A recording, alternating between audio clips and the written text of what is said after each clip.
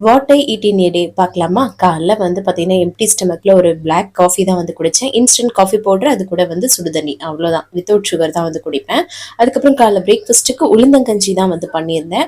அதில் வந்து பால், நாட்டு சர்க்கரை போட்டு இன்னைக்கு வந்து காலைல பிரேக்ஃபாஸ்ட்டு சூப்பரா வந்து எடுத்துக்கிட்டாச்சு. இந்த உளுந்தங்கஞ்சி மிக்ஸுமே நான் தான் ப்ரிப்பேர் பண்ணேன்.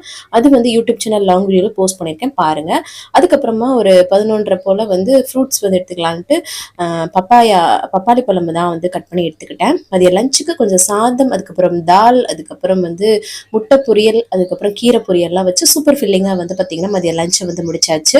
அதுக்கப்புறம் ஈவினிங் டைமும் வந்து பார்த்தீங்கன்னா ஏதாவது சூடாக குடிக்கணும் போல இருந்துச்சு. ஸோ சேம் பிளாக் காஃபி தான் வந்து குடித்தேன் நான். ஸோ அது எனக்கு பிடிச்சி போயிடுச்சு. அதனால நல்லா மழை பெஞ்சிட்டு இருந்ததா அதனால.